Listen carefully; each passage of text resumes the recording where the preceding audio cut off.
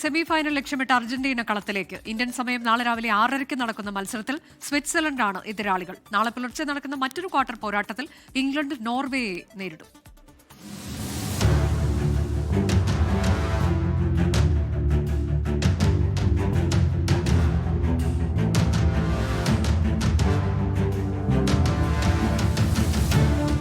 ഈജിപ്തിനെതിരെ thriller പോര് ജയിച്ചെത്തുന്ന Argentina അവസാന 4 ഇടം മോഹിച്ച സ്വിറ്റ്സർലൻഡിനെതിരെ 79 മിനിറ്റ് വരെ 2 ഗോളിന് പിന്നിലായിരുന്ന മെസ്സിപ്പട ജയം പിടിച്ചെടുത്തത് അവസാന 12 മിനിറ്റിനിടെ 3 ഗോൾ തിരിച്ചടിച്ച്.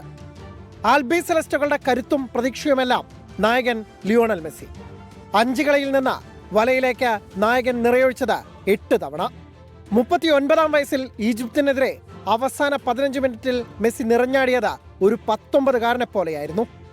അറച്ചു നിൽക്കുന്ന അറ്റാക്കേഴ്സിന്റെയും വീര്യമില്ലാത്ത വിങ്ങുകളുടെയും കെട്ടുറപ്പില്ലാത്ത പ്രതിരോധ നിരയുടെയും പോരായ്മകളെല്ലാം ഇതുവരെ പരിഹരിച്ചു പോന്നതും മെസ്സിയുടെ അവിശ്വസനീയ പ്രകടനങ്ങൾ.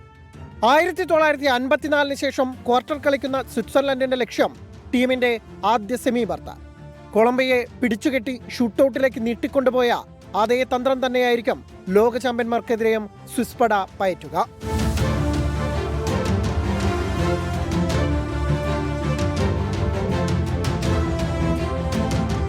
മയാമിയിൽ മാസ് മസാല പോരാട്ടം.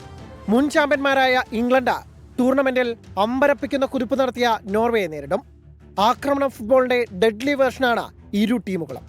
ഏർലിംഗ് ഹാലൻഡിന്റെ ഇരട്ടയടികൾ 5 തവണ ചാമ്പ്യന്മാരായ ബ്രസീലിനെ വീഴ്ത്തിയാണ് നോർവേ ചരിത്രത്തിൽ ആദ്യമായി ക്വാർട്ടറിൽ കടന്നത്.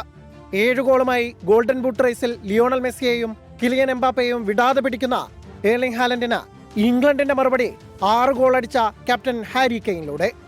4 ഗോൾ നേടിയ ജൂഡ് ബെല്ലിംഗ്ഹാമിന്റെ മിന്നും ഫോമും 3 ലയൺസിന് കരുത്തേകും. മാർട്ടിൻ ഒഡേഗാർഡിന്റെ മധ്യനിരയിലെ പ്രകടനം നോർവേക്കും നിർണായകമാവും. World cup desk 24.